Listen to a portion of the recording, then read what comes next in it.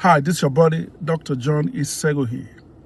I want to appeal to the powers that be, America, Britain, and France. Please let Traore leave. At least I'm conversant with my history. But many years ago, my forefathers were taken as slaves. They were put in shackles, and they put them on ships, and they had to traverse the Atlantic Ocean. They sang songs on the way like it is well with my soul. And I'm going to lay down on my bodies down by the riverside. And the time came, that was the Berlin Conference where they scrambled for Africa. And Africa as a nation, Africa as a mother has never had peace. Tears from east, west, north, and south. And whenever anyone tries to arise and say, let's make Africa better, there is always a way to get rid of him. This man from Zaire, Mulumba was a man that wanted to make Zaire a great nation. He wanted Zaire to be the beacon of hope for Africans. What happened? A fellow black man, which is always the playbook. When they want to deal with a black man, they look for another black man.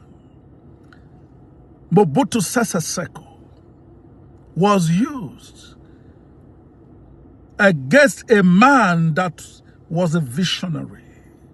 This man was put under house arrest. He was tortured. They went and they killed him. They poured acid on him that nothing would remain. One of the men that was there as part of that evil plot, a Belgian, saw the tooth. One of the tooth was remaining because the body was dematerialized. He took the tooth to Belgium. And after so many years, the family of Mulumba cried out. The daughter said, look, let's give my father a befitting burial. They put that one tooth into a coffin from Belgium and they flew it to Zaire. Then we moved to Ghana. Osajefo Kwame Nkrumah. He wanted Africa to be a giant, and he did everything. What happened? The man was cut short in his prime. I can go on and on to tell you of our sad chronicles, how we have been decimated, dehumanized as a people. Gaddafi came. In Libya, the living conditions was better than some of the best nations in the world. Just some few days ago, I was watching a documentary where Obama regretted having to intervene in Libya. Today, Libya has no government. Everywhere is in chaos.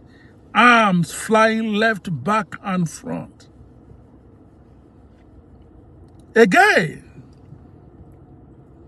in Burkina Faso, a man by Thomas Sankara arose and said, let's make a change and let's help our nation.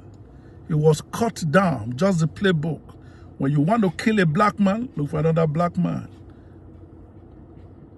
Traore, the good friend, was the one that was used against him. And now a young man came about 3 years ago at the age of 33. Traore came and said, look, we can change our nation. The young man is doing fantastically well. He's a beacon of hope to the black race. Today, he paid all the debts of Burkina Faso. Yes, Burkina Faso is not owing anybody, any nation, any institution, any dime. Today, health care is free in Burkina Faso. Today, education is free from primary school to university level. And the other day I saw on the news, the playbook was used again. General Langley, an American, to head the American military architecture in Africa. They were talking about this man. Listen, I am not here to tell you what to do, but I want to appeal to you. Let Traore leave. Have we not suffered enough as a people? The way Africans are treated shabbily around the world. Somebody will go to university in Africa. When he comes here, they tell him, go and write the use of English language. The system just made to break down some people. But listen to this. Everything that has a beginning will have an end. Because God is the one in charge of times and seasons. Let Traore leave.